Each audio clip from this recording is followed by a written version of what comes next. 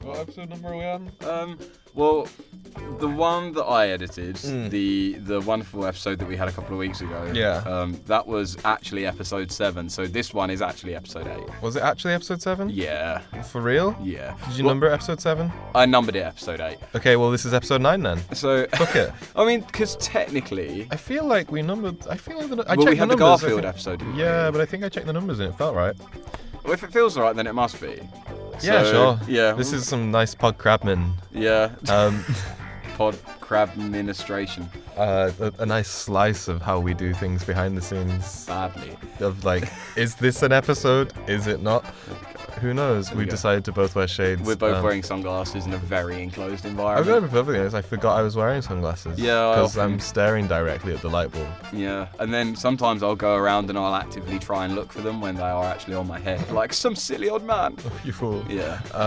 But I realise now it's the sunglasses that have granted me the power to stare directly into the centre of the light bulb. It's pretty good. I don't have that power. That's nice. Based on my location within this cube. I like being in this cube. We've nicknamed it, sorry, I'm a burpy boy today. We've nicknamed it the Manubio in honour of the man that built it. Yeah. I think it was Manubi and it may have been Andrew. I'm gonna just I'm not credit gonna Manubi entirely. Yeah, it's just gonna be entirely Manubi. Purely because he's a good man. guys, yeah, also welcome to PodKrabs. Hi.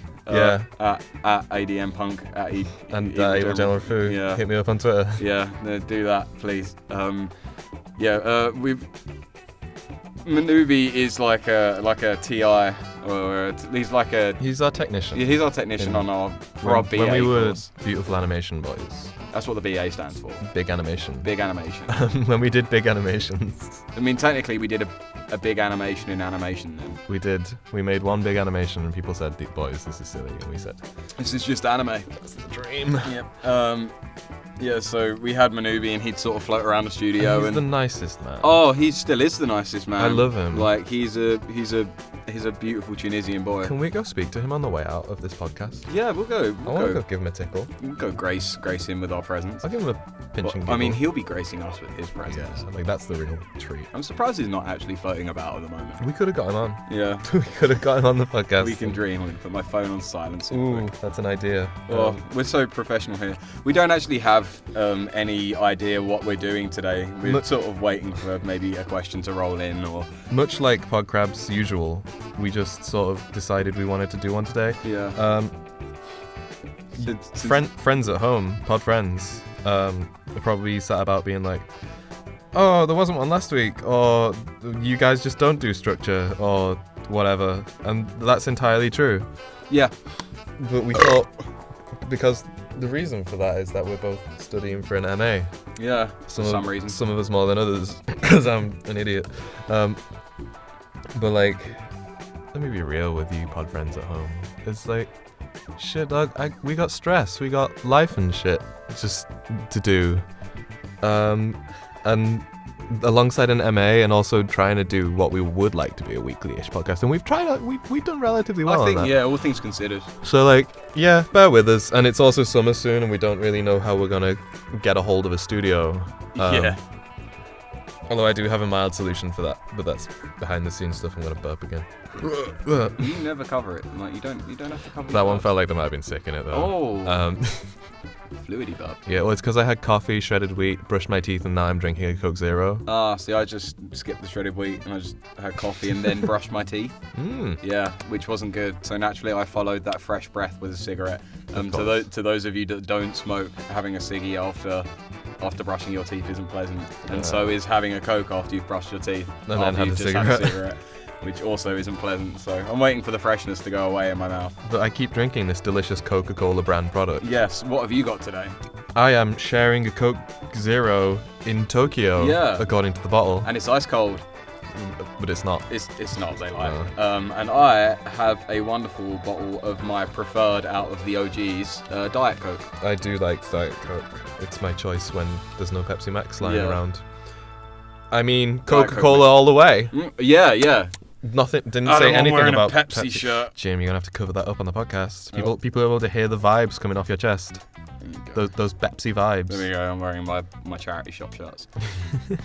We both came in like, it's a very nice day. Yeah, it's down lovely. here in Stoke-on-Trent. If you're in the Shelton area, why don't you go out today? Yeah. You're probably listening to this a week later. And it's probably pissing it down. It's a lovely day, guys. Don't trust what you Step see through outside. the windows. Go get some fresh air. Step outside the. I'm not gonna quote Oasis. You can if you like. I wouldn't like that. No, I wouldn't either, really.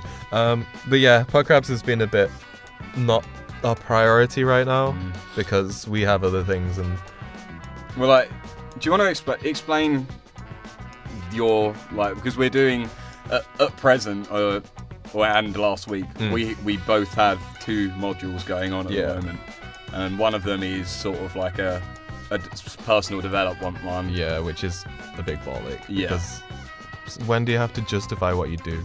Yeah. You know? And the last thing I want is to look into why I want to do what I want to do. Yeah. Because I'll probably end up not wanting to do it after. And I feel exactly the same. Yeah. Unfortunately, the thing that I'm doing is PodKrabs. Oh. So... Oh, I fucking hate it already. Yeah, and I don't want to look into that and be like, PodKrabs is a bit of a mess. Yeah. Because I know that. But I love it. And I think for me and Jiminy, it's been nice to have PodKrabs to sit and chat, talk about something silly. Yeah. So it's some chaos in a time where we have way too much structure. Yeah. I guess I want to mention, without being like too personal, is that like I've had a lot of stress recently, and go out and do something nice for yourself. I know we joked about going outside and getting that fresh air. Yeah, but go do it though. Fuck friends, it's important. Yeah, like you need to, as someone who has also been under a lot of stress recently. Yeah. Being outside or at least doing something for yourself. It's really hard to find the time to do that. Yeah. So like, if you can, and you should be able to for like an hour a day, just go and like drink a Coca-Cola. Not an ad this time. No, this isn't product placement. Have a nice thing. It could be. If you want that Coca-Cola. Yeah, we just want to love you and love ourselves. Yeah. Right in the middle of this booth. There's several things that you can do to sort of take care of yourself, like even whilst you're working. Stepping back for an hour is good. If you're in a position where you have to do a lot of stuff with your hands, like stretching. Yeah. Or if you're sitting, doing yoga and stuff like that, which I will start at some point. I played on a Nintendo Switch the other day, and it gave me carpal tunnel syndrome in my right arm, which is the one I use to draw. Yeah. Which is the crux of one of my projects. Yeah. So, because like that's another thing. I sort of rebranded myself as an artist like a year ago, and have produced maybe 3 pieces of art since. Which is on brand as an artist, but also not really what I want to be doing. No. I was aiming for like at least one a week. Yeah. And I just haven't done that. So hopefully once the ball gets rolling on this project, which it kind of is, I'm working through some stuff. I think it's once we can just stop fucking caring about it and doing it as fun again. The dream, Jim. Well, yeah, we've got our first module where we just have to sort of develop ourselves, and then our second module, which is optional, which I wish I did for an entire course. Yeah. Negotiated study, which is a dream. It's you basically just say whatever the hell you want, and that's what you do for the project. So I'm doing photography for Car Club Super Day. Check us out on Facebook and Instagram. Oh shit, dude. Sorry, I don't know what happened. I say Car Club Super Day and I instantly go into an advertisement. It's nice though. Yeah. So it means that you get that message out there. That's it. Well, I've made some sales. I'm getting a lot of love from Australia for some reason. Oh, mate. Yeah, I'm cool with it, but yeah, it's a perplexing thing. That's dope. Yeah. So yeah, I'm doing photography, and the plan was that I was going to write some articles, like Top Gear magazine, if I was to simplify it, I guess. Yeah. Yeah. So I'm doing car journalism. And that's dope, because that's what you love. And Yeah. it's nice to see Jim go and do something he loves. Oh, it's nice. I have a photo shoot in just over 6 hours. That's pretty cool. Yeah, it's going to be fun. So we're gonna. What type of car is it, Jim? It's a Mark IV Golf with an R32 kit and a big fucking turbo on it. Nice. I'm gonna do you a favor. I've been loving this we're wearing sunglasses aesthetic, but I've noticed that mine are like beaming the light right back on your face. Oh, I haven't noticed. I'm wearing sunglasses. Cool. I'm gonna put them right back on there. There we go. Yeah. Cool. Adam, what are you doing for your project? Well, I decided to develop my drawn portfolio, and which is portfolio is important, guys. I don't know why I pointed at my laptop. Hey, well, that's where the guys are. They're in the laptop. That's where the boys are. They're trapped in there, and you gotta free them. Yeah, I wanted to diversify my portfolio and sort of like refine my style, because I haven't drawn for myself for like a year. That's not nice, really. I started a project about 2.5 years ago called Pokemon Sunday. Which is fantastic. Which I really liked it, and the plan was like every Sunday I'd release an illustration of a Pokemon, or something from the Pokemon world, because I love the sort of aesthetics of that world, and I really like the original Gen 1 and Gen 2 Ken Sugimori illustrations had like loads of really nice just ideas, the way the Poké Centers were drawn and the characters' costumes worked. It was like super interesting to me, and I think I wanted to try and capture that. Along the way, somewhere I kind of just turned into doing a Pokemon a week. And it wasn't that I didn't love it anymore, it's just that I was like, this wasn't what this was originally planned to be. Yeah. And it also got to the point where, alongside doing work, I had to be sort of taking Sunday evenings off to draw a Pokemon and get it out by like midnight Sunday, so it could still be on Sunday. It's been a little over a year since you stopped doing Pokemon Sunday. No, I stopped. We were still in this house when I stopped, so it must have been about 6 months ago. Oh, fair play. I was just like, I've done about 1.5 years of this, maybe 2 years, where I feel like it's enough, and I could pick it up again if I want to. Oh, yeah, definitely. Because like, you know what? I'm really proud of the logo I made for it. Your graphic design skills, I think you undersell yourself. Like, I mean, you've been doing stuff for Miller, but like, it's nice to see that you're getting on graphic design as well as illustration, because graphics graphics in its entirety is a fucking beautiful field. Graphics is like the easiest job I can sort of do for money, I think, 'cause I get a couple of commissions every now and then that like make a thing for me. But yeah, Pokemon Sunday was like me trying to keep something fun in my art, and once that stopped being fun for me, I was like, I need to take that away. I took it away in about November last year, and then I was like, no, I don't do art at all. Which has sucked dick, because like, if there's one thing I really love doing is drawing, and right now I don't love it. Yeah, no, it's because, well, I mean, I don't know whether I speak for you, but I think it's just because we're doing it for something that isn't us. Yeah, and that's the thing, like, I did a couple of storyboards towards the start of the year. I did some graphic design things, and graphic design's easy, and it's like pretty satisfying because you've got a sort of set goal after a point. Yeah. The client, once you've done a few roughs, the client tells you what they want. Yeah. Out of what you've roughed out for them, and then you're like, okay, let me just refine that and make that. Like, it's a really solid goal after a moment. Yeah. And it's very gratifying. Yeah, it's super satisfying when you like are in an art slump and you can just sort of do something like that. It's nice to have that sort of break from trying to make shit up on your own. But like, look, I just want to make shit up on my own. Yeah. So my new project for this semester has kind of been, I started off with like the starting point of girl gangs, because the history of that and that culture like around the world and how different it is, because I really am into like the Bosazuka scene. Like, that's something that both of us know a lot about. Yeah, and like both for two completely different reasons. Yeah, because I'm all about like the fashion of it, and I'm like, all about the cars. Yeah, and the chaos.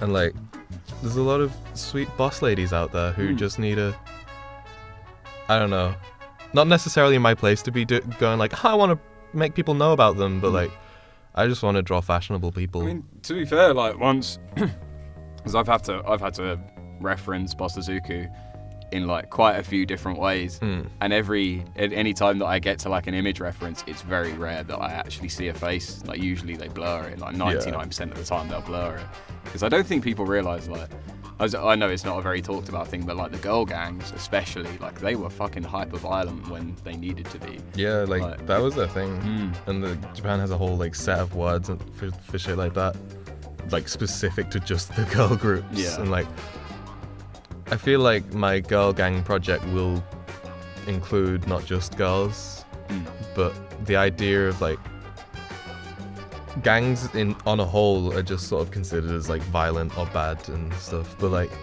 the whole, if you look into girl gangs on like the West as well, especially in America, it's just about like supporting yourselves. Oh, definitely. And, like, I think gang culture, gang culture within a certain degree. Like it's about having a different network. Yeah, and it's like just sort of realizing that other people around you are cool and deserve to be looked after. Yeah. And some people are fucking violent about it. So like, leave them out. If you see one of them on the street, just let them get on with the business. Run, she will kick the shit out of you.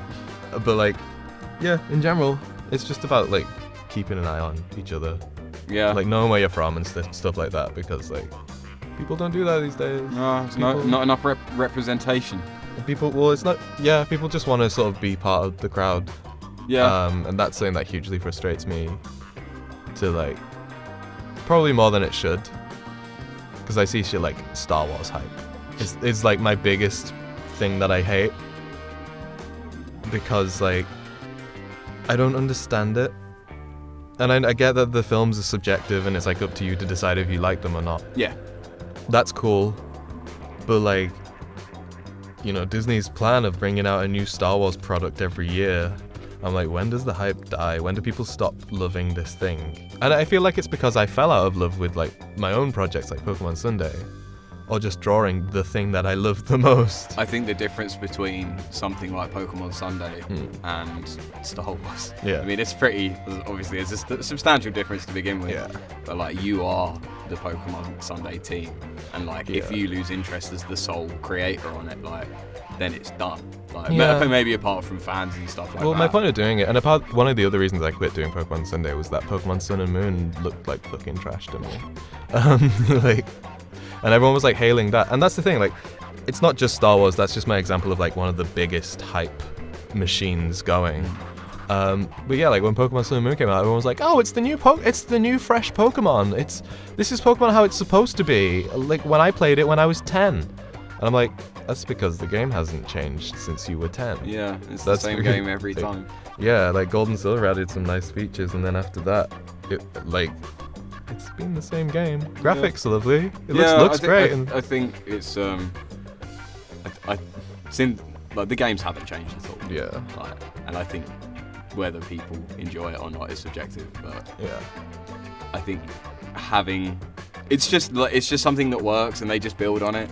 And I think if people expect something different from it, if I get a Pokemon game, I expect it to be the same Pokemon game that I've played over and over and over and over again. I expect certain elements to be there. There are gonna be like new features and stuff that are nice to have, but like nothing. What I want though is a game that feels fresh and new, and if I had never played Pokemon before, I could take that and be a part of that world. I don't think they could ever do that again. Oh, they should. I know, I'm not saying like they would say that they won't. I just don't think they're capable of it with what Pokemon is, and like how many games are they in now? Like 10? Well, they did it with Zelda though. Like, that's the thing. If they can take Zelda and just be like, fuck it, finally, let's break the mold and make a game that's so different from how Zelda works.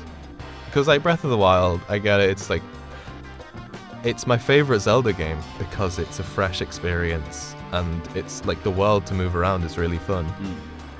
I think there are Zelda games that are better than it from their time period, and I think there are games from this time period that are better than Breath of the Wild as far as being like open world games. Yeah. Especially because I think the combat's terrible and like the upgrade system can break the game really quickly. Oh, this is what you were talking to Ash about. Right? Yeah. It's like, I think there's still things that need to be ironed out with that Breath of the Wild formula, and I'd give Nintendo like 3 games on that formula before I'm like, this is stale and you need to move on.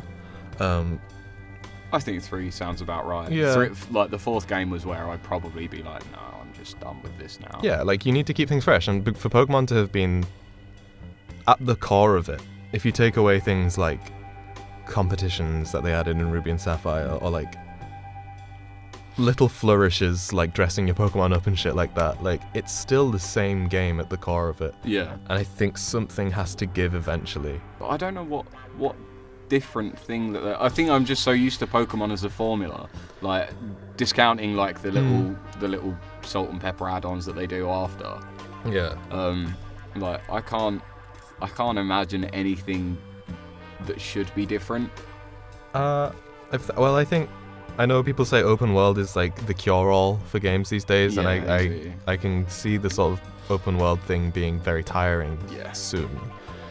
But I think if there was anything that deserved it, or anything that warranted being a wider adventuring experience, it's Pokemon, where it tried to be that in the first place. But it did that with what it could at the time originally. And it like funneled you along through the gyms because of the way it wanted you to scale. It's really loose linear progression. Yeah, because and you like still had the freedom. Sort of. Something I've always been bothered about in Pokemon games is that you go around and you see all these people with different jobs. And you see a guy who's like, I'm a Pokemon Ranger, I'm a Pokemon Breeder, I'm the gym leader. And like, you're just some guy. And that's it. Yeah. And like, there's no substance. You can like go aside and breed Pokemon for the sake of the meta game. Yeah. Like, you can breed it and have the EVs and IVs and all that math shit that I don't care about. But there's nowhere in the game where it like sits you down and is like, do you want to learn to be a breeder? Do you want to like take the time out and make that your main story quest? Okay, so let's say Breath of the Wild is actually a new Pokemon game. Okay. So Lonk is red. Let's call it, yeah. Like, so Lonk is red, and you are just walking. Like, imagine the Pokemon world in that exact style. Like, you want to be able to go to people and say, yeah, I'm a Pokemon, like this guy, you know, I'm a Pokemon breeder. Yeah, do you want to learn to do what I do? It's not like an incremental game mechanic. Yeah. It's something that you can do to make the most out of the game. Yeah, and I want the quests to reflect that. And I think that's the one thing that's missing from Pokemon is like, the side quests are like, bring this guy a berry. Or like, show me a Pokemon that you saw somewhere. Or escort. Yeah, at best. And like, there's so much more that could be done. And like, the way Pokemon are themselves, you read the Pokedex. And I noticed this a lot when I was doing the Pokemon Sunday, where it's like, each Pokedex entry is really interesting. I think I started to pick out elements of that for my art. And I remember my favorite one I did was Aaron, the Steel Rock Pokemon, because the Pokedex entry is like, they eat cars. And I was like, so I drew a bunch of them eating a car, and I was like, this is super interesting.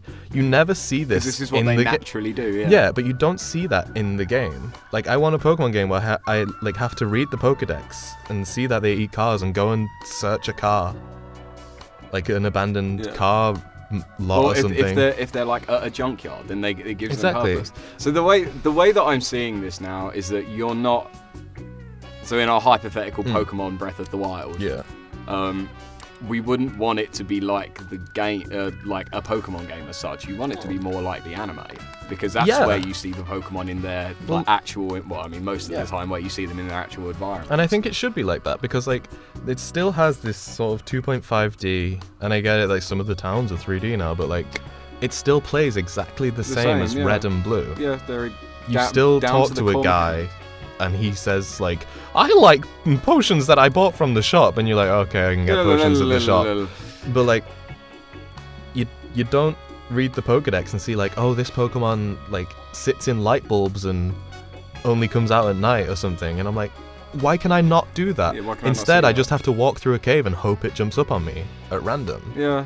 And, like, that I think is why Pokemon's really stale, is that it's got this world, and but why I'm so disappointed by it as well.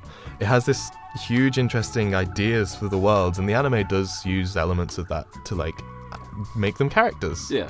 I'm like, how could you make them characters in the game? And it's like, maybe instead of adding 100 Pokemon next time, make a world that's like, here's these Pokemon doing what they should be doing in the world, and here's how you can. Here's an hour on in a junkyard eating cars. Here's a Venusaur. Yeah, here's like a Tyranitar living in a mountain, like raising fields with its laser breath. And that's like, you know, that's like a boss area. Yeah. Oh, okay. So now another thing that I'm sort of picking up is it's going to be more like the anime. And like like from the Pokemon franchise, like apart from obviously the cars, which are satisfying in themselves, like out of the two electronic visual mediums, I'd sooner take the anime.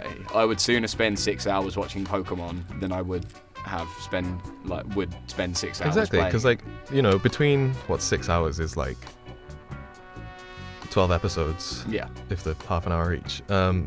So, like, you know, between 12 episodes, there is, like, 12 different adventures. Yeah. Like, 12 different things That's happen. 12 different quests. Exactly. And then in the game, it's just like, do you want to go get a badge from the gym? Do you want to go catch that? Just, like, walk around in a field on repeat? Well, like, don't forget, like, Pokemon, in every Pokemon game, like, the progression is entirely based on winning a battle. Yeah. Like, the only thing that moves on the story is whether you win that battle or not. Yeah. And I think that's very played out. Because, yeah, that works really well for SmackDown. Because that's what the game is. But Pokemon has always presented itself as, here are some really interesting little cute or big rocky Pokemon. Yeah. This is their stories, but they've done nothing with the stories, and it's like, just like, you know, the Pokemon like Geodude or Nosepass, they disguise themselves as a rock. Like, that's their thing, is that they're designed really cleverly to fit in the world. But they don't do anything with Like, the closest they got was, like, if you use Rock Smash on a rock, sometimes a Geodude will come out. Yeah. But, like, what if you had to catch a water Pokemon with your fishing rod to, like, splash a rock and make it come alive? I feel like it's something like that adds a new level of interaction to the game. And, like, it's like a puzzle. It's like... And it's not just, like, pushing blocks, which is where Pokemon kind of is. Yeah. See, they could cross it with something as... Like, even something like Monster Hunter. Yeah. Like, because even then, that's about fighting stuff, and is there any real progression element to, apart from gear and stuff like that? Is there any real thing to Monster Hunter? Not really. It's just like get level up and do that higher level quests. But like it's essentially the same mechanic as Pokemon. Like, you're just going, like, Pokemon is way more linear, and there is a thread of a story. Yeah. Like, they could harness it. Like, this is how I'd want my Pokemon Breath of the Wild experience to be. Yeah. Like, I'd want like 3D. I'd want it to be like Monster Hunter combat in maybe like a Pokemon arena. Like setting, but with quests and stuff like that. Going to cities, exploring buildings with your little fucking Pikachu. Yeah, and it's like to me that get on feels, this, Todd Howard. Yeah, Todd. To me, I feel like that's the heart of the world is still there. You know, in the heart of Pokemon, you see all these people. The first guy you see is like a bug catcher. Yeah. And it's like, I want to fucking be that. I don't want to have to catch a bug the same way I catch a legendary dragon. Yeah. Like, you know, it's boring. Yeah. So I want to have to stage an elaborate trap. Yeah. So so I can lure in this ho-oh. I do hope that at some point Pokemon maybe don't get rid of Pokeballs altogether, but like be able to catch Pokemon in different ways, and like with the power of persuasion. Yeah. Dear Mr. Squirtle from the Squirtle Squad, do you want to join me? Yeah. You can live in this ball if you want. Because that's what like Ash does in the pretty much. Yeah. And like I feel like games are more than capable of that easily these days. That's the thing. Like from a programming aspect, like stuff like that is simple to do. Exactly. And like, you know, the Breath of the Wild example, like I think maybe that game is a bit too simplistic with how the world operates, and like only having 4 enemy types plus a couple of bosses. But like, you know, swap in the big Hinox bosses in that for a Snorlax.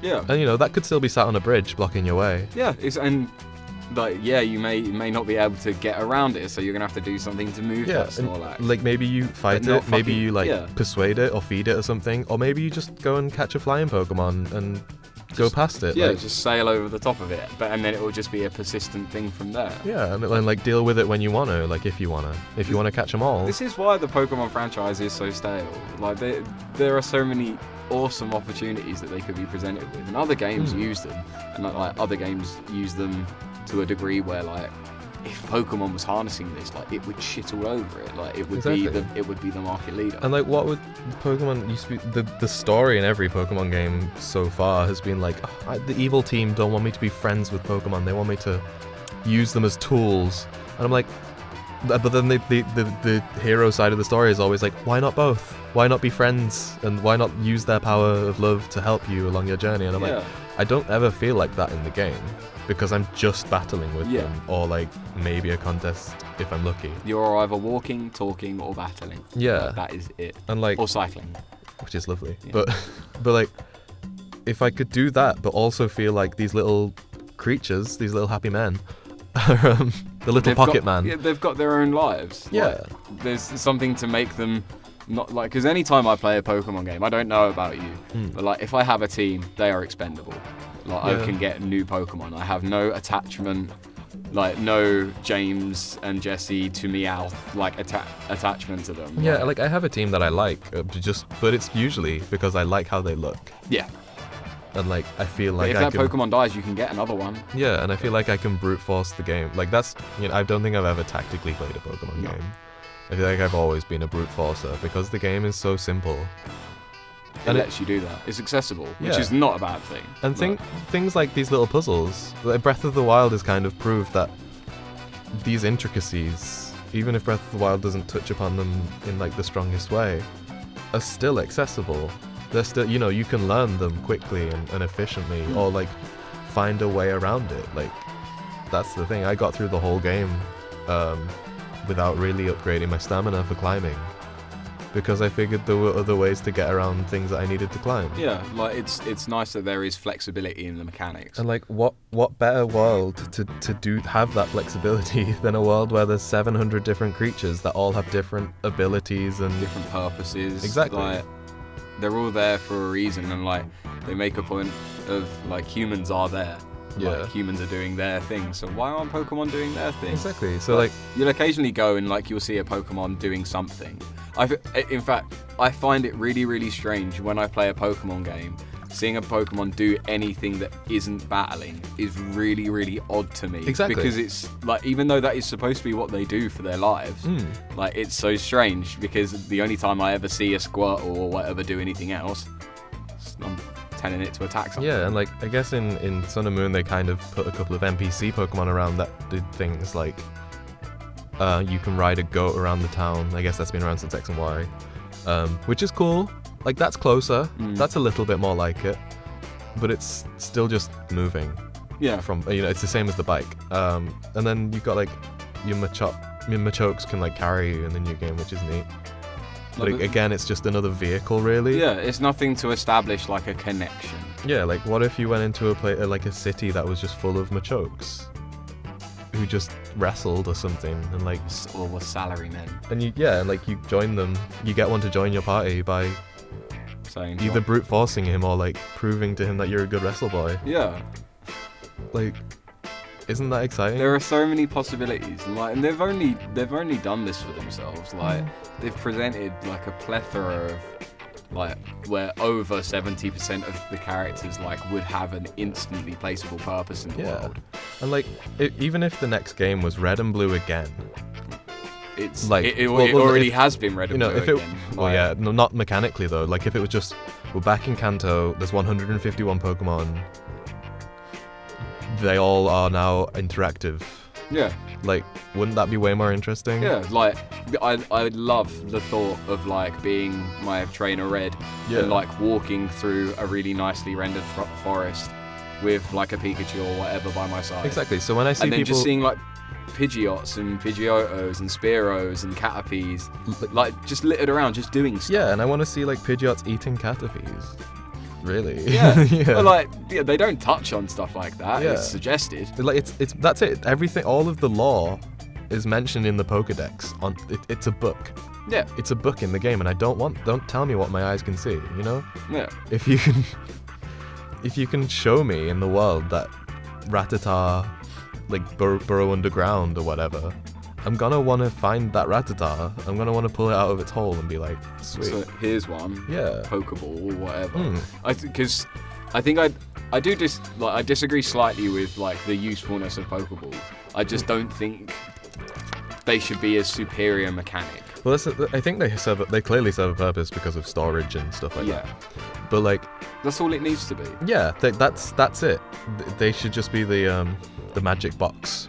Yeah. To put Pokemon in, but like the actual catching method, that can be so many other things. Yeah, like even Pokemon Go, like where it's having some form of interactivity, just like swiping your finger. Like even that's more satisfying than catching a Pokemon on like whatever iteration of Reddit is. Yeah, and I think as far as the Pokemon world goes, I think the best game for doing that so far is Pokemon Snap. Never played Pokemon Snap. It's super fucking short, and it's like, out of the 6 levels in it, it's like, you just have to take the photos and you're on a fixed path. Oh, no, okay, yeah, I have played it. Yeah, and it's like, but you're seeing Pokemon do stuff. Yeah, and like... In fact, that's a damn good example of like what it should be closer to. Exactly, and if that can work on, the N64, the limitation there is that it had to be a fixed path. Yeah. I feel like if you made even Pokemon Snap again, but it was open. With like the power of Unity and the power of Unreal 4 and stuff like that. Yeah. People can shit stuff like that out in their sleep. Yeah, and it's like, even in that world, you're throwing in, if you see like the Charizard egg or whatever, so the Charmeleon egg, like you throw the berries at it, and that's even a bit more in depth than it's like a static battle sequence. It's almost I think Pokemon it stays to, or like the Pokemon games just stay to JRPG, because like a lot of them are descriptive. Like that Monster Hunter I see is like a different thing because there is so much interactivity in it.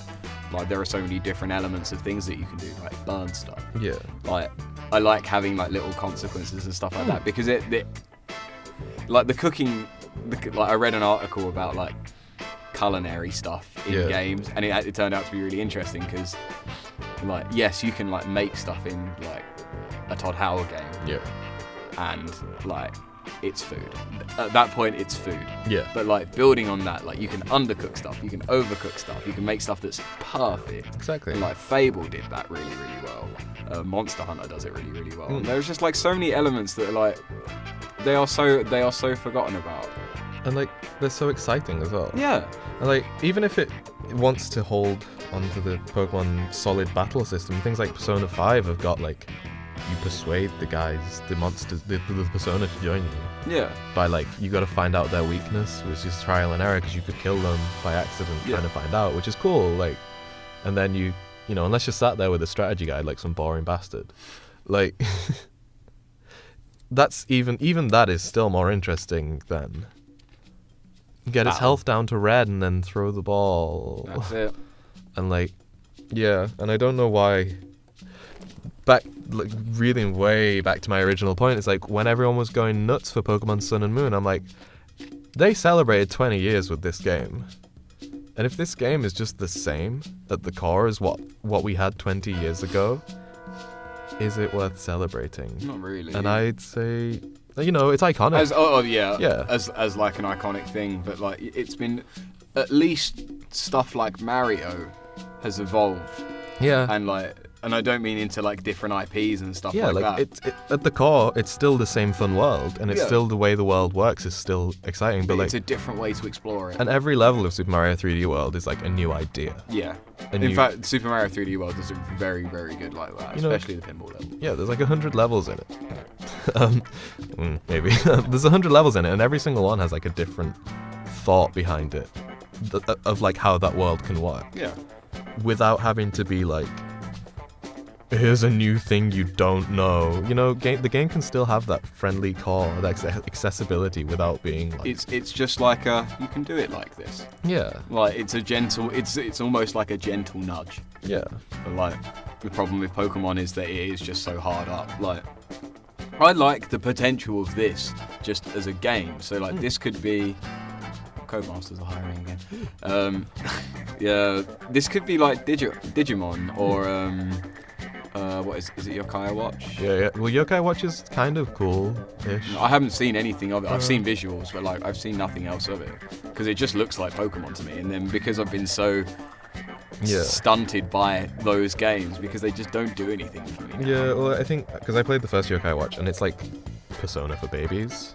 Which is fine. Yeah, because like you got to have an entry level. Yeah. For someone to be interested in like the new future ones. And if there's going to be an IP that does it, it would be Yokai Watch. Yeah, and like that game, I can see why the Pokemon comparison's drawn, but I'd much rather play in even just moving around the world.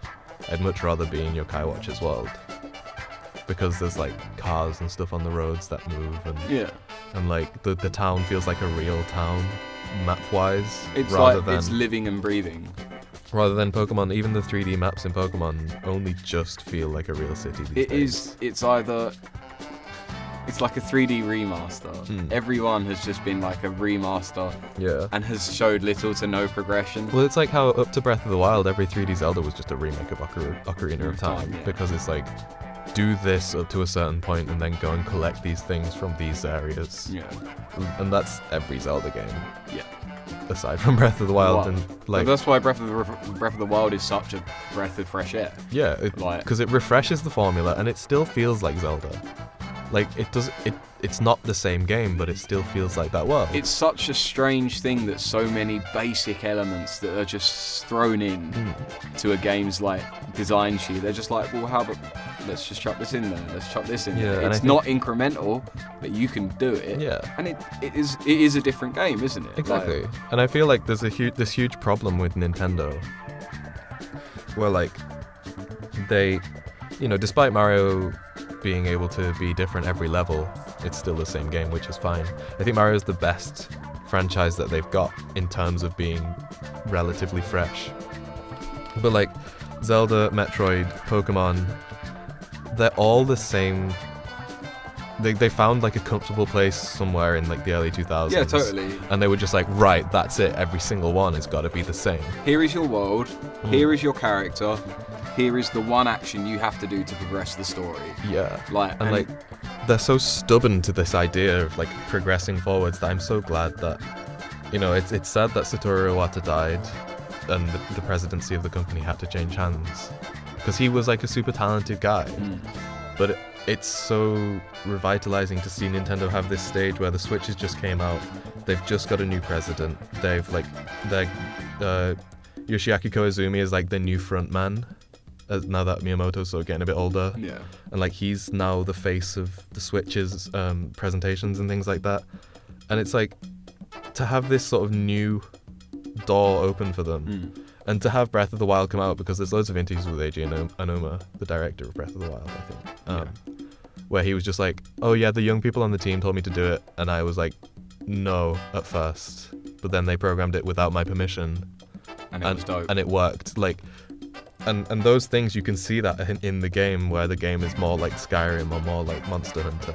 Yeah. Where like the things he's mentioned, he's openly admitted to kicking back against, because Nintendo don't want to. It's like they've got a formula. Yeah. But like formulas work. Formulas are fine. And like a formula may guarantee a sale, and it may tide over fans. Well, like that's the thing. I think it's hard to. If this goes public, like hugely public, we're gonna get crucified for this, or at least I will. But like, one of my least favorite things about Breath of the Wild is that the Nintendo made the decision to not dress Link in green anymore, and like half of the online videos that are like from the diehard fans, they've gone and like found the costume in the game that lets Link dress in green, and they've like stuck with it. Yeah. And I'm like, how much of a piss baby do you have to be to refuse change so hard that you insist on playing the game with a costume that isn't the best costume in the game, but it's familiar, Yeah. Like, how hard do you have to tie yourself to that familiarity? It's not Link unless he's a little blonde boy with green Robin Hood clothes. And like, Nintendo have done that, and they've put that option in the game, and that's fine. But like, the fans still want that. And like, I don't think the fans would complain at all if they just didn't put that in the game. If that wasn't there, the fans wouldn't notice. Yeah. But it is there, and a lot of people have latched onto it, like, I'm Link still. I think it's like Stockholm Syndrome, sort of, like, because they're so used to a formula, and they're like, well... And they've been, like, tied to it, and they're like, right, like, stuck on it. Some people are like, well, it's nice. Like, if that was me, and if I was electing to go and still wear the Lonk costume, like... if it was me, I'd be saying, like, I am perfectly aware that these are all wonderful clothing or lack of clothing that I can wear if I want to be a beautiful naked boy Link. Yeah. But I'm still gonna wear this just because I can. Like, I think that's fine as a conscious decision. But like, if you're gonna actively get butthurt. Yeah, and like when we were talking about Pokemon, I can imagine a lot of people would be like, oh, but if you change it to that, it won't be Pokemon anymore. But I'm like, is the anime Pokemon? Because it's not that. Is Pokemon Snap not that? Like, are these things that have like proven that the spirit of the game can exist in a different format? If you're in love with the Pokemon world because they've had how many years? Like 25? 20 years. 21, I guess, but 21 years of like that story in that world. If you're in love with that world, then let it grow. Yeah, let it grow. Like the progression and stuff like that is only ever going to do good things. It's a different case when it comes to the people that are in love with Pokemon Red and every iteration of Pokemon Red that's came out. Yeah, like fair play. I find it hard to believe that people, if you love the mechanics, Pokemon Red's not gonna go anywhere. No. You know, and lucky for you, you've got about 10 different versions of Pokemon Red now. Yeah.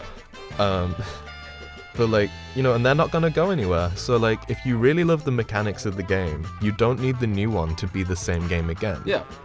If you love the world, let it grow.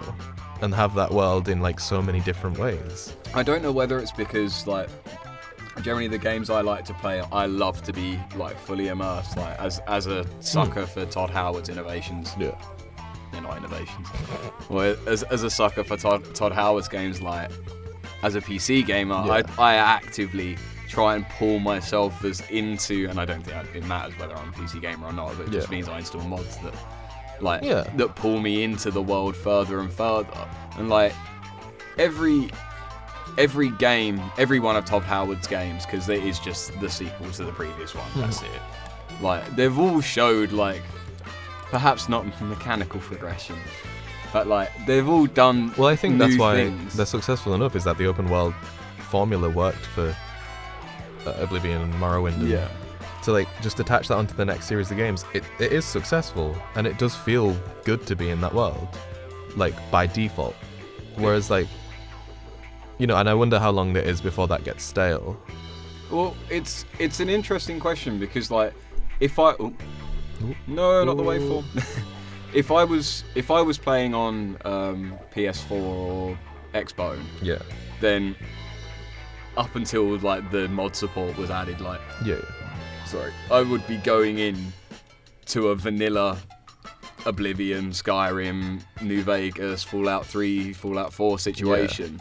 And like I don't think I'd enjoy that. Like what I like about those games is that the stuff that I add to it to innovate with mods. Like if a new Bethesda game came out and it had half of the mods that I included, I'd be like, this is fucking sick. Yeah. Like this is progression. And like that's the thing, like once people get tired of the thing, which I think Skyrim in and of itself is a very good example of, like it has this great core of being able to interact with the world and the people in like specific ways. But like even that people have got, and it's a sign that people have noticed it's staling a bit. Totally. Where they've gone, actually, we want it this way. We want to add this, and we want to do this, and for the modding community to be so popular and so like present, and for the game to still be popular on the back of that. It's exclusively the modding community that pushes it that far. Yeah. Like if the hype for Skyrim on consoles lasted for maybe a year, like until they started adding DLCs and all that bollocks. But like the reason that, I mean, when did it come out? 2009? Oh God, yeah. 2009, and like it's still on my hard drive now. Yeah. Like the only reason I keep going back to it is because someone's released a mod where if I'm out in the snow for too long, I can get frostbite. So it's added a bunch of new armors, new mechanics. Someone's added a mod where I can dress as original Link. Someone's added a mod where I can dress as original Link. Like I'm gonna download and I'm gonna install that just so I can experience the same world that I love, because I am a sucker for Cyrodiil. Like it is an awesome piece of lore. Like I'm gonna go back to that and I'm gonna experience something new in it. Like, and that's what drags me back to it in the end, is that I can do something else in something that I already love. So progressing in a Pokemon game, like obviously that speaks for me. You know, they can add like, and the only thing that I've really noticed and not even that significant, a slight difference in, is the narrative of Pokemon games.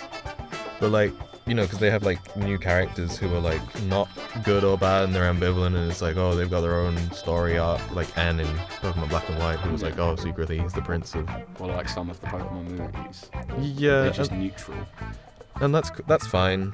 But like, imagine having that, you know, that narrative won't go away either. Like, you can have that really cool, if you think it's cool, you can have that narrative. But imagine if that narrative was like, Enna's the prince of the Pokemon or whatever, because I don't really remember. Sorry. Well, if you had that, but then you were also being a part of that narrative in a more structural way than going point to point and speaking and going. Or being in it as much as you want it to be. Yeah. This is my issue with like a lot of the way people criticize games today, is that you will like generally, as a game gets released, prior to that, like a month, 6 months, a year, like a studio will give like a demo, or they'll give a trailer, they'll give some hint towards features that are in that game. Like that's standard practice, like that's how you sell, like that's how you get the name out there. My problem with the way, because this is nothing to do with companies, this is to do with consumers. Like when people see a feature of a game, they instantly assume that they have to do it. And like in some cases that is true, but like when it comes to Skyrim, like I don't have to cook. I don't get forced to cook. But like people, if I gave like a full feature list, in fact I can guarantee that if I gave like a full feature list for Breath of the Wild to somebody that's never played it before, they would go, I'd have to do all of this. And then you'd go, no, like you do whatever the fuck you want. Yeah, like I kind of like did the first half of Breath of the Wild by accident. Like I just sort of went, because I was like, oh shit, I can climb. That was my favorite thing about Breath of the Wild, is that I can just climb anything. And like the second that happened, I kind of missed a lot of like cool things along the way, like along the sort of trodden path. That's because it's designed well. Because I was like, oh shit, I can just go and then I would like accidentally run along a story point, like a more crucial story point. And I was like, oh fuck, that's neat. And I was like, well into that. Like the way to sell it is to make something that looks exciting in every direction that you look. Yeah. So you're gonna, whatever bearing you're on, you're gonna be going towards something that could like grip you. Yeah. And then those other three directions, like you're gonna have to go back to them at another time. Like that's why open world sells so well, because you've got the traveling in between, which people like I love RP walking everywhere, because I'm a fucking nerd like that. Like even in like Dark Souls even sort of does it, where there are optional bosses, like I can continue on the story this way, or I can go and fight this guy that's going to eviscerate. Yeah, and like Dark Souls is super cool, and I see a lot of Dark Souls imitations coming out these days, which makes sense to me because it's so successful at like from a very simple formula. At least 1 and 3, because it's too strange. 1 and 3 have like, and Bloodborne have the best 3D environments I've seen. Yeah, I won't ever doubt that they have. Only even Demon Souls was fucking, like, they are just gorgeous. Well, not even to look at, like the way they work and the way that they're layered and sort of wrapped around each other. Like the way they tell a story by just. I would say Bloodborne especially. Bloodborne in particular is a highlight, because the world itself is done so well. It's so tight. Yeah. And like these games sort of deserve the praise they get for being so good at telling that story. So imagine telling that story. Because like maybe the thing with Dark Souls and Bloodborne is that they're a bit intimidating. Yes. They're hard as dicks. Yes. They're they're scary. Yeah. Like if I'm a 3-year-old, no 3-year-old's gonna play Dark Souls. Yeah. I'm gonna say, listen, child, hold this controller. You're gonna fight the Capra demon, and you're gonna enjoy it. Yeah. But like, could you imagine that level of intricate design and storytelling via the world? And Zelda's pretty good for it, because like if you go up a mountain, like you can maybe see like a campsite where someone's left a sword and it's gone rusty, and you're like, okay, someone's been here. There's a story, yeah. And like, the only thing that's different, like when it comes down to shit like that, is theming. Yeah, that's like it. Imagine that with Pokemon.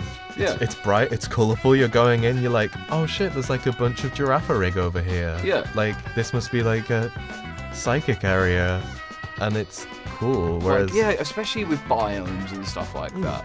Because you would fucking hate me for this, mate. Minecraft. Minecrafter. Minecamp was really.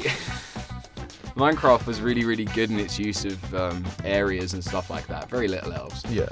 But like the way it would harness the biomes that you're in, especially with mods. Yeah. Like it would play a significant part in like how your Steve exists. Yeah, and I think the only reason I wouldn't, the reason Jim sort of pointed out that I probably hate that is I hate Minecraft. But like the only reason I don't accept that entirely is because it's randomly generated and it's not like properly designed. But you know, it works, and for like an entry level, I think for like a kid to like find this is the lava area, that's fine. Yeah. You know, that's a-okay. Yeah. For me personally, I want the world to be built in such a way, like intentionally. Oh, totally. I agree. I mean, yeah. like just the use of biomes or just areas themselves, like the forest in Breath of the Wild. Like, let's say that has particular enemies that are only special to there. Like, I wish. Yeah. Yeah. Like, not everything is just moblin. Yeah. Is that what they call it? Mogoblin. Mogoblin. Yeah. I was really bad at Zelda. That's fine. But yeah, like having some aspect of location that is what depends on what characters show up. That just didn't make any sense. Well, it's true though, because like even the first Zelda, on the NES, there's like 30 different enemies, minimum. Which was huge. Yeah, back then that's that massive. Was fucking and, like, immense. That's like if you go to the water area, there's a Zora in the water who will shoot you with his face. Or like if you go in a dungeon, then there's like skeletons and wizards and stuff, and it's like it's a little bit more special. Yeah, because everything is situational. You're not just going to go and find a bear on top of a building, which would be hilarious. Let's say that some stuff that is immensely out of place is good taste. Yeah, but like, you know, that's maybe the thing with Breath of the Wild is that I'm glad that there are animals everywhere. It kind of makes up for the lack of enemies variants. Kind of. Yeah, because for a world that is supposed to be taken over, doesn't really seem particularly taken over. Yeah, like there's less people everywhere, which like that does the sort of thing. Like the villages are still pretty functional, which is like that's not dystopia. Yeah, if that was the case, then I'd expect it to be like Metropolis, where there would be like slums full of people, and then there would be like on the flatlands there would just be enemies everywhere. Could you imagine a game like that? Well, Metropolis the game. That'd be dope. That would be pretty good. That'd be dope. That would. Oh, I want that game. Oh, I want that game now. Who's got the license for it now? Oh God, no one. Ooh, that It's could be over no one. 50-year-old. Yeah, it's over almost 100 years old. Jesus, yeah, 1937. Was it? Was it not earlier than that? But either way, like, sorry, we just fell in love with the romantics of Metropolis again. It's if you have 2.5 hours, then watch the original Metropolis. I still haven't watched the anime yet. The anime's dope. Yeah. I've got it on DVD. We should watch it. What year? Release date 17th of January 2003. No, it came out in 1926. So it's 90 years old this year. And as a concept, it is gorgeous though. But like, could you imagine just? Sorry, I just want a game that's a Fritz Lang RPG. That would be pretty cool. Pretty neat. Yeah, like just having variants, and Pokemon is perfect for it. I know I've sort of like tied myself to this Pokemon thing for the discussion, but like because it's a format that is, and if this does blow up, I'm gonna get slated. Pokemon is fucking dead in the water. I hate it. It's the same thing that the Digimon games had way more progression from game to game. Yeah. And as a franchise, I have, like, maybe not the animes, but like the games, I would take a Digimon game. Like I would take Digimon World. I'd have to say the same thing. Yeah. And I like that's maybe what's heartbreaking about it is that I love Pokemon as a world, as a concept, as characters. Yeah. I didn't even buy Sun or Moon. I didn't go near it. There was no point because you may as well find a Game Boy Advance and like jack Pokemon Red in there. Yeah, and people were like, "Oh, yeah, but they don't have gyms anymore," and I'm like, "Well, now they have. Go and have a picnic with the guy to receive the badge in like quotation marks. Because you're still gonna have to fight. Like along the way, you're still doing point to point, talking to people, fighting with people, and like that was maybe part of why I didn't want Sun and Moon even more, was that the point to point to be the new gym things or the island trials or whatever they called them. Yeah. They changed point to item, but you're still moving between them, pressing A and then going back to where it is. Yeah. That's not fun. No. That's not exciting. And like what, you're using strength along the way if you need to push a boulder out of the way. No, I wanna do more things in that world. Like, I don't know whether it's because Pokemon's designed to be like an entry level into the genre, because Pokemon quite clearly still hold the lead on it as well. But like, surely if they hold the lead, then they should be the people that are... Exactly. And like, as an entry level, I think it's a huge mistake to waste it on an IP like Pokemon. Not even that. To be an entry level to a genre that is progressing way beyond what the entry is. Like, if people play Pokemon and they're playing Sun and Moon and they're learning an RPG in that way, and then they move on to something like what is the most popular RPG after Pokemon? It's Skyrim. If they move on to Skyrim after Pokemon, they're gonna be fucking flummoxed. Like, they're gonna have no fucking clue what's going on. Exactly, because like Pokemon is, as an entry game, doesn't work anymore because that's not what RPGs are to this day and age. Like, you know, maybe the closest thing is Persona now, like the way that it's like combat in that way. But even that has newer systems, and also Persona's like super niche as well. Yeah. So like back in the day, then it would have been Digimon. Yeah. Like, because it was a rival idea that was producing the exact same content, down to the T. And when RPGs couldn't be anything more than Secret of Mana, or like, you know, the Final Fantasy has moved on. Yeah. Final Fantasy is not a turn-based like surprise attack battle thing anymore. No, it's a boy band simulator where you're four hot boys in a car. Exactly, and like even battling in that is moving freely, and like trying out different things and like attaching yourself to a cliff if you want to, and like there are so many things that they could do. And like for Pokemon to stay rooted in that, how long until it stops being the entry level because it's irrelevant? I would be so happy if even if like fighting was your still main plot driver. Yeah. Like, what I like from an RPG is establishing a connection within the world. Yeah. Like, and with Final Fantasy, with Digimon, with the Legend of Long, like, you're putting your foot in the world, and like you are making you are existing in it. Yeah. Whereas it very much feels like when you're playing a Pokemon game, you are just another vessel that is going to go and do the journey. Yeah. And across 20 years, you've just done that journey how many times?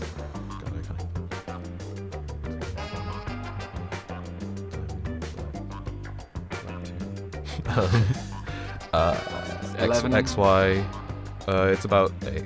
Oh, okay. It's about 8 times. But like you're doing the same thing. There's nothing, like, you're just going, you're floating with this world. Yeah. But like, it's almost like you're a ghost, because the people that you go to, they will do the exact same thing after you've left them. Yeah. But in something like in like Legend of Zelda or in Skyrim, like if I actively do a quest for a person, or like I try and drive the plot, then there is a noticeable difference in at least something. Like as small as it could be, like this NPC can now walk here. Like that is still more progression than a Pokemon game has ever had.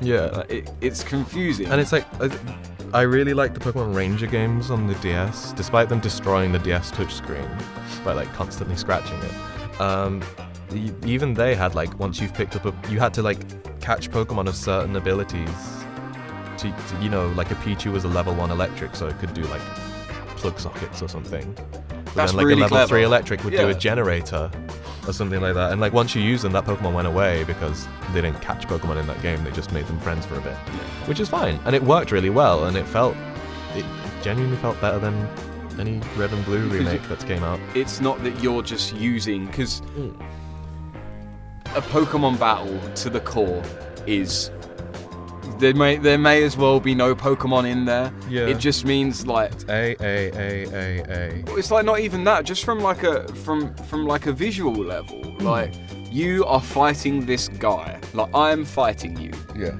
So Please don't. So for like until my mana runs out, or my attack points on this particular Pokemon run out, I can do this selection of attacks to you. Yeah. It's that it's you are just opening a file, and then you are using that file for a little bit, and then you just open a new file, and that is all of those are just attacks. There is nothing more to it. Yeah, and like it's cool. It was simple. It worked for a while. But like we're in an age where like a game company, like if Nintendo actively did something, or no, who is it? Is it GameLoft? GameFreak. But like it's still Nintendo that own them. And Yeah. I feel like it's still Nintendo that like, can you make it like this one again? Yeah, if they drove and like actively aspired to have like progression and stuff like that, that Pokemon would be huge again. Yeah. Because people would see an interest in it. Like, Well, it worked. This is why hope happens. Now that there's like a fresh Nintendo on the scene, with like new frontmen and new console, I really hope that turns into. We saw how successful Breath of the Wild was for being different. Yeah. And for breaking the mold of the franchise. This is such a safe time to do that. Exactly. So for like, especially for Nintendo, they're minted again. Exactly. And if you go to like Pokemon Company and go, how about we do Pokemon? Let's drop Pokemon as it is and let's do it new. Let's keep the core ideas of like friendship with these creatures. Because that's what the core idea. Yeah, but let's give them souls this time. Yeah. Let's make our actions actively do something to them. Like one thing that I liked in Fable was every time you lost a battle, like every time you died in game, you got a scar. Yeah. And then if you became Super Devil, which I quite often became, because I chose to get my you're dog a bad back. boy. Because I'm a bad boy. Yeah. There haven't been many laughs in this episode. We've been very direct. Yeah. For an hour. We've been very Nintendo Direct. For it, like every time that you die, you get this scar, and like I don't remember, but like so if you had your dog with you, the more and more evil you became, like it would. The less your dog would be a good dog, it would be a bad boy. Bad boy. Yeah, it would be like a golden retriever. Spray him with some water. I mean, it'd go from like being a golden retriever to being like a Rottweiler. Yeah. And like it's even something that is just as simple as a mesh slider. Yeah. That is the easiest fucking thing to program. It is mesh sliders and then laying a different diffuse map over it. And like people's favorite, like this maybe is an assumption, but I think it's probably true, is that people's favorite Pokemon merchandise is like a Pikachu in a different costume. Yeah, totally. It's like a Pikachu with like a bit of attitude or something, or like maybe someone wants like the nurse one, or like Pikachu in a dress. And like that was like one of the selling points of X and Y was like you can have Pikachu in different costumes, and it was the only Pokemon that did that. But like that didn't really change the behavior of the Pokemon, it was completely aesthetic. But like what if you could do that for your whole team, and like you decided to be say a Pokemon thief or something in the game. Yeah. And then you go around and you be Team Rocket and you have like bad Pokemon and you can put like scars on them or like a hat or something that makes them look like a bad boy. Yeah. Like then it's way more personal than having the same 6 sprites as someone else who has the same team as you. Exactly. Like being able to, like even when you're just like walking or something, say you have been gifted with a magical talking Meowth. Yeah. And like just walking through an environment and then this Meowth fucking interacts with you. Yeah. Like you are basically in the anime then. Like you are experiencing the Pokemon world. And like that's I just feel like it's a waste of potential. Oh, totally. And like the reason we've talked about it for an hour, and the reason that I even brought it up in the first place and stopped doing Pokemon Sunday was because like I can't love the franchise while it stays this way. Yeah. Is this a big announcement for Yokai Watch Sunday? Yokai Watch Sunday is coming. No, I can't love the franchise while it stays this way. Yeah. Because I want to love the franchise for what the promise of the adventure was back in 1996. And back in 1996, we got what we wanted. Yeah, because like the the only reason it was that way is because the Game Boy couldn't make it any better. Yeah, it was exclusively down to platform limitations, and back then that's like an absolutely fine excuse. But these days, and it's no sir. It was up to your imagination to be like, I'm the breed boy, and but like for the game to stay that way and not like accommodate your imagination, if you dream it, you can do it. Yeah. In like Breath of the Wild, if you see that mountain over there, you can climb it. Yeah. In Pokemon, you can't even see that mountain over there because the camera's fixed at a 2.5 above you, and like you know? Yeah, no, I completely agree. Because if it was a Pokemon RPG, and like even if it was just a one-off, I know that would instantly be my favourite Pokemon game. Yeah, and like, you know, what's the role of a Pokemon trainer?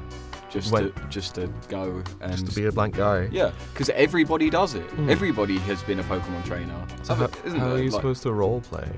Yeah, like you're just another guy in the world. Yeah. Which is my favourite type of RPG, is when I am just as insignificant as everybody else, but I go on my own journey. Yeah. Like, because I'm really sad like that. It's like driving normally in GTA, if you know what I mean. Oh yeah, I love doing that. Yeah, just being part of the world until you run someone over. Yeah. And then you gotta run, mate.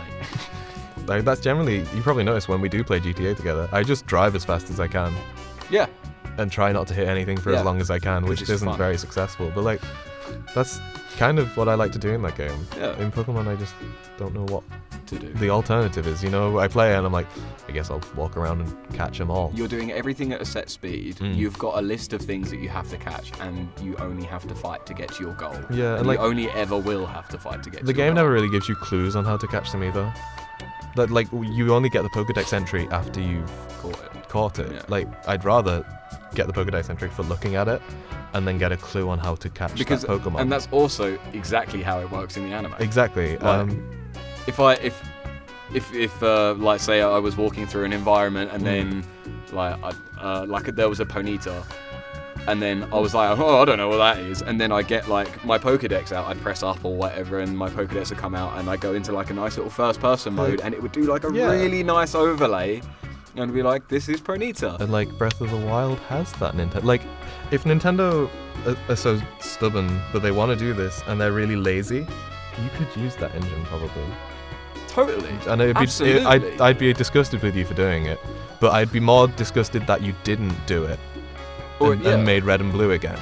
Yeah, mechanically. You can at least like the good thing about game engines, as my limited experience as a game developer and designer has been, like they are so durable. Like your actual limitation is hardware. Yeah. But like you can code anything in, you just need to graft for it. Yeah. Like, and there are so many aspects and elements that you can put in, like to do something. Modding communities are living proof of that. Yeah. Of the flexibility of an open source game engine. Yeah. And like that's all you need. The Breath of do you know what engine Breath of the Wild's on? Oh, I assume it's its own engine. Yeah. So like they've got that. You know, that's the thing. If you take a photo of a sword in Breath of the Wild, it registers it and it gives you a tidbit about the sword. Yeah. That's the Pokedex. That is the Pokedex, and it does it for all the animals, it does it for all the enemies. Every item that is interactable in that game has a submission. The only thing that would have to be different is a red overlay and a really cool, like, robotic voice that goes on after. Yeah, I really like that'd be nice. I really like the Pokedex entry sound. And that's the thing. I feel like Pokemon should make this change, because the anime was able to guess that 20 years ago. The anime was able to guess that was the intention of the game 20 years ago, and for the games to not have gone along with it is confusing to me. I feel like they've missed out. Like, it's absolutely fine being a safe bet, and like, but it almost feels like that Nintendo are just saying, this is our position, like this is what we have to do within this genre. And like, that was fine up until Ruby and Sapphire. Yeah. Like, you know, that's my stance. I think my stance is probably 3 games before a change. Yeah. Like, because that's 3 games to sort of refine how it works in the way it is, and sort of make the best experience available with that sort of hardware, with that expectation of what people think that game should be at that time. You know, 3 games is good. Yeah, that's enough. That is pushing it for the use of an engine, but it's still acceptable within the industry. Like there are plenty of other games that are still. Oh, it was Saints Row 3 was still on Havoc. Yeah. Like, Skyrim is still on Havoc. Yeah. Like, and Havoc has been out since 2003. Yeah. I think. Like, Havoc is an old system, but it's good because they know it works and they build on it. Yeah. It's about development. Like the difference I feel that there is within Pokemon and something like Saints Row or THQ or whatever, like THQ or whoever they are, Rest in peace. like Pandemic, rest in peace. Yeah. Like, they're developers. Like, whereas GameFreak, like, they're just recyclers. Yeah, like, they are taking the same thing and they were like, yep, we'll just put some nice swishy 3D graphics on it. Let's put the depth slider on so you can really experience it. Make yourself feel sick. Yeah. And like, that's all we need to do because the story's there already. We just have to put a word after team. Yeah. Team bundle. And we need to find a reason why Pokemon and people shouldn't be friends. Yeah. Like, that's it. That you could ad-lib a Pokemon game. That's what they've done for 5 years. Yeah, exactly. Minimum. Yeah, I guess to sort of close this off a little bit and bring it back to, because we were talking about our projects. Like, the reason I have stopped that and I'm now doing this girl gang project and sort of like making it about identity and stuff is because, like, yeah, you shouldn't forget what you are, but like, don't rely on it. No. And help each other. And the games industry is, you know, my my project isn't a metaphor for the games industry. I feel like it's just where this conversation's gone. And the reason I wanted to do it is because I'm tired of hype culture for things like Pokemon and Star Wars and like DC, Marvel films, the things that generate the biggest hype. The reason I want people to remember their core and remember the simplest elements of things and move on from there and be happy with newer and growing experiences is because I see so much hype for these things that don't change. That aren't worth it. And they don't progress, they don't change. So like when I see so much excitement, and I'm happy for people that can, maybe even envious of people that can be happy to just see the word Star Wars on a movie cinema. And be like, yeah, that's it. Like, but like, I want to see the word Star Wars and go, I'm gonna get something from that world this that is is gonna like fucking blow me away. Yeah, like, but instead, like, and I know it was a major criticism of The Force Awakens, it's just kind of a retread of done ground. And yeah.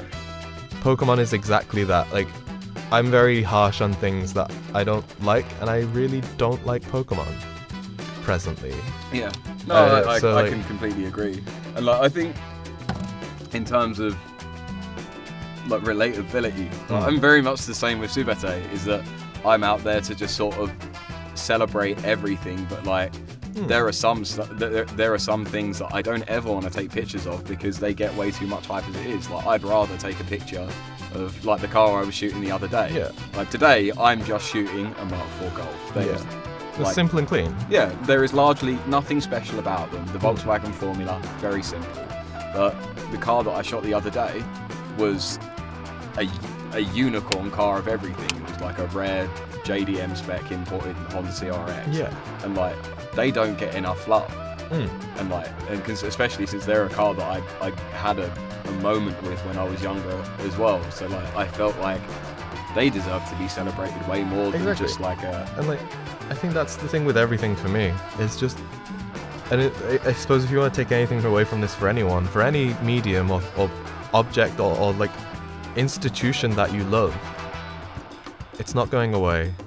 No. It's never gonna go away because there's already a reason for you to love it out there. Yeah. So let it grow. Yeah. Let it be fresh. And like, I hate my own art presently because I kind of got into a rut, and I want to let it grow and continue to be something new and different. And you feel the same about cars? Yeah, totally. I feel the same about. I'm still very, like, I come from like a design background as like within almost everything now. I am too qualified, but like, and yet not employed. Yeah. Like, I think there is so much stuff that's out there that's worth celebrating, but at the same time, I feel like there is stuff out there that's being celebrated which should not. Like, it just doesn't deserve the hype that it gets. Because I think, if Star Wars or Pokemon, for example, it's getting this huge celebration when like littler things that are different or have like been inspired by that aren't getting the celebration. But the big celebration for the main thing, Star Wars, is just celebrating the same thing again that has already existed. You're celebrating the brand for years and years, and that's cool. Like, if you love that, I'm so happy for you. Like, and you should. Yeah, Like, be happy with that. Love your like, things. Cool. But like, yeah, we're not down on you for like loving it. But we like, just want something more than that. we just, as if you're a fan, I personally think you deserve more as well. Yeah, like, definitely. If you are so devoted to go to a Star Wars, to go see a Star Wars or go buy a new Pokemon game, like, if you're so devoted to do that, then you deserve at least an attempt. Like another reason to love it. It's like, because you already have your reason to love it. Yeah. So why not have another one? Absolutely, yeah. It's because, like, at the end of the day, yeah, the old stuff is there. That's something you can always fall back on. You'll always, don't worry, Star Wars fans, you'll always have the Phantom Menace. Yeah. The reason you love Star Wars will never go away. Yeah. Like, you're always gonna have the old stuff that you can fall back on, and that's why it's reliable old stuff. Because if the new formula doesn't work, it doesn't mean you can't use the old formula again. Go back. You know, companies, feel free to make mistakes. Yeah, you're human at the core. Yeah. It's gonna happen. And like, fans, let your companies make mistakes, because it means in the future you'll get a better one. Yeah, you'll get better shit. You know, and it might not, maybe your Castlevania games will stop being made by Konami because they don't think it makes money anymore. Yeah. But it means you'll get Iga making Bloodstained on Kickstarter, which, you know, that could be a mistake as well.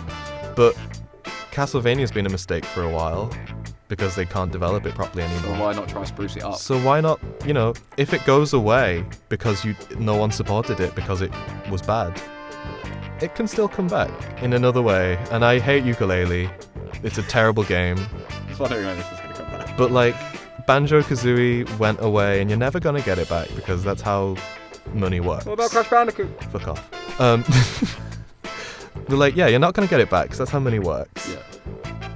But those people can move on and try and try again. Yeah. And if they don't, it's a lesson learned. Consequently, like, I think you still have Banjo-Kazooie, is what I mean.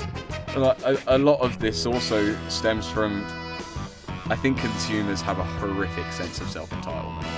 Like, I don't like consumer entitlement. Having it on both sides of it, I don't enjoy. Like, they're gonna do, like, I view a game coming out. We were gonna close this off. We were. But we'll give it. We love it. If I look at every medium as art, because it's going to boil down to a team or one person at the end of the day, and that is their project. What if something is creative and it's came out? It's someone's passion. It's so easy for someone to look at a piece of art and go, no, that's not my thing. But like, when it comes to absolutely anything else, and this can be like albums, music, like music in general. It's everything you look at, even the most mechanical thing. If you look at a laptop, like, someone wanted that shell to, you know, someone wanted it to be that shape or that way. Yeah, like, I'm not particularly keen on the way my Mac looks, but I know the way that the guy designed it, it was in their... It was their intention. It was their intention, and, like, for the most part, it works. Yeah. So I'm not going to complain about it. Exactly. Like, I'm not saying don't complain. No. I'm saying don't feel like your complaint is either going to get you anywhere unless you start actively trying to contribute. I actually feel the opposite. Like, feel free to complain. Yeah. Feel free to say, that film wasn't, you know, that sequel wasn't good enough. I mean, like, don't complain as in be a bitch about it. Oh, God, yeah, don't be mean. Yeah. Never be mean to someone. Never be mean, but like, be constructive, and like, if you think that you can do it, fucking give it a go, because you might be able to. Yeah, there is absolutely nothing stopping you. Yeah. Like, and like, what's the worst that can happen is you have a go if you think you can, and you do well, you succeed, or you go, okay, that's a shame. You'll learn a lesson. You'll go, I couldn't do better than what was already out there, but I will still always have what was out there. Yeah, and consequently, you'll also have something that you've done under your belt. Yeah, and which is a very proud thing. Yeah, and if you can't say that, and you want to say like, oh, actually, I'd rather it be this way, and maybe someone else will hear that. Yeah, someone else will, you know, it. Don't be complacent. Yeah, the community aspect within media has never been as stronger as it is now. So if you want to be a part of something that could do something that you like better, get on it. Like, and like, if you complain about something, because I've had this a few times, if you complain about something and then someone says you're not a fan, like, you are. Yeah, the reason you're complaining is because you love it. You want it to be. You want to see it grow. Absolutely, yeah. Let that happen. Let that happen, guys. Love each other. Love what you love, and love it properly. Love it and let it be what you want it to be. But don't be a bitch about it. Yeah. Even though I said Pokemon was shit. Yeah. Yeah. Like, yeah, but you've been constructive with your criticism, like, and everything is such a. You would have leagues of people behind you. Well, it's because I feel like it's because the anime proved that's how it's supposed to be. I think. That if the Pokemon games, like, we'll clear this off in a sec. Yeah. Like, if the games were a tenth of what the anime was, I bet they would have a stronger, more diverse fan base behind them. I can't substantiate that in any way. Could you imagine a real Lunch Junior? Our wee boy Machop. Oh, I'd love that. With his silly map in ideas. Pokemon Aberdeen. Oh, yes. Like, I love it. Just let your Pokemon have personality. Let yourself have personality. Yeah. Let you love yourself. Go home and touch yourselves, Go guys. home, touch yourselves. That's going to be our dying message. Yeah. Go home and give yourself a fiddle. Yep. Unless you're underage. That's none of our business. No. If you do have any thoughts on this, like about the industry itself, because like Adam's a consumer that knows a lot about it, and I'm a consumer that knows how to do it. Yeah. Like, we've both educated opinions, we like to think anyway. Yeah. Like, if you've got anything to like go against what we say, it's an open discussion. Yeah, absolutely. Like, this is always going to be a forum, and like, so make the most of that. Yeah. And in like the hokiest of ways, you can hit us up on Twitter at ADM_punk. And Evil General Fu. Because we'd love to have a chat about this. Yeah, especially if it stops me from doing regular work. Yeah, be good to each other, and we'll be good to you, and we hope you enjoyed hearing stuff. Yeah, PodKrabs. And like, that's the thing, PodKrabs is always going to be different as well. Yeah, we're kind of proud of that. In the nicest way, guys, we're never going to listen to you. No, we will. We will. Like, if there's a demand for something, we'll try and accommodate. Yeah, absolutely. But, like, we like to keep it fresh as well. I want 1 million people to suggest that we do a Wheel of Fortune. I would love to do a Wheel of Fortune. Exactly. So the more fans that say it, the more chance we'll do it. Yeah. Right. So have fun, guys. We love you. Yeah. We love what you like. Love. Adam, it's been emotional. It's been real. That was a good high five. Good high five. It didn't even peak. Oh, nice. Peace out. Peace out.